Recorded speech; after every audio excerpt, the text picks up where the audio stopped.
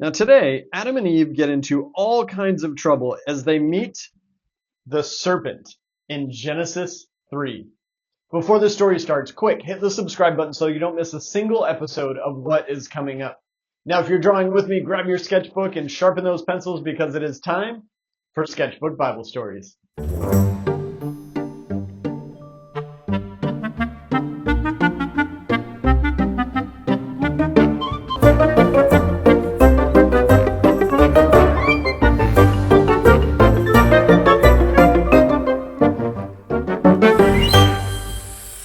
Genesis 3, the Serpent. Now the serpent was more clever than any of the wild animals the Lord God had made. The serpent said to the woman, "Did God really say that you must not eat the fruit of any tree that is in the garden?" And the woman said to the serpent, "Oh, we can eat the fruit of the trees in the garden.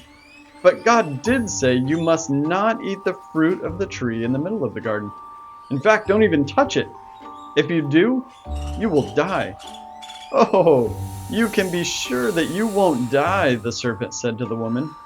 "God knows that when you eat the fruit of that tree, you will know things you have never known before. You will be able to tell the difference between good and evil, and you will be like God." When the woman saw that the fruit of the tree was good to eat, it was also pleasing to look at, and it would make a person wise. So she took some of the fruit, and she ate it. And she also gave some to her husband who was with her, and he ate it. Then both of them knew things that they had never known before. And then they realized that they were naked, so they sewed fig leaves together and made clothes for themselves.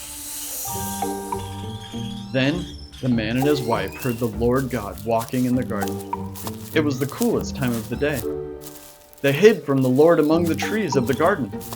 But the Lord called out to the man, "Where are you?" he asked. "I heard you in the garden," the man answered.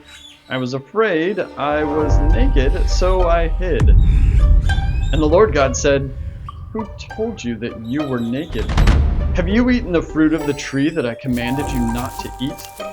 The man said, "It was the woman that you put here with me. She gave me some of the fruit from the tree, and I ate it." Then the Lord God said to the woman, "What have you done?"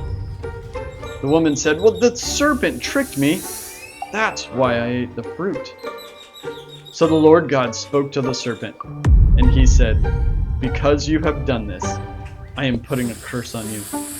You are cursed more than all of the livestock and all of the wild animals. You will crawl on the ground. You will eat dust all of the days of your life. I will put hatred between you and the woman. Your children and her children will be enemies. Her son will crush your head, and you will crush his heel." And the Lord said to the woman, "I will greatly increase your pain when you give birth. You will be in pain when you have children, and you will long for your husband, and he will rule over you." The Lord said to Adam, "You listened to your wife. You ate the fruit of the tree that I commanded you about. I said you must not eat that fruit.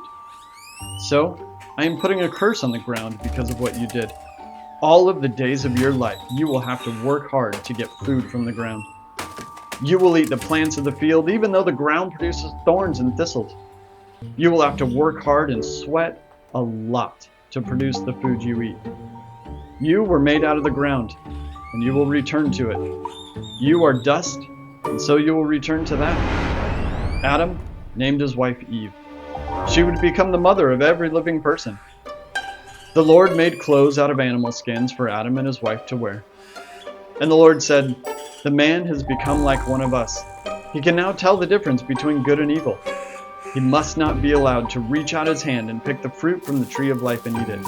If he does, he will live forever." So the Lord God drove the man out of the Garden of Eden to work the ground he had been made out of.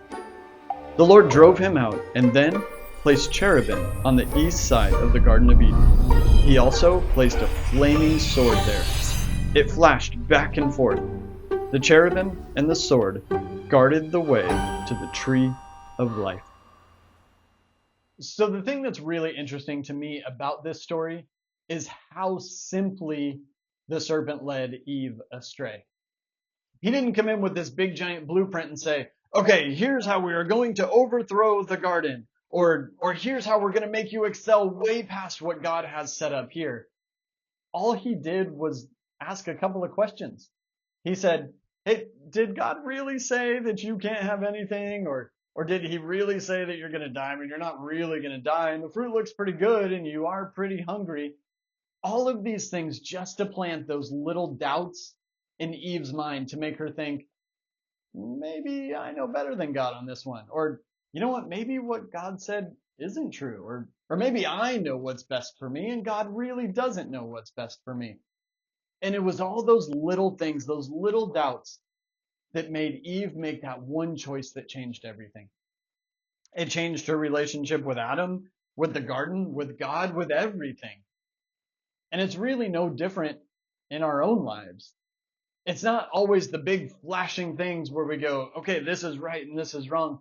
It's those little things where we say, well, maybe I know what's best for me on this thing, or maybe even though God says this, I'm going to do this thing instead, or maybe I'm just going to make this one choice because I know what's better.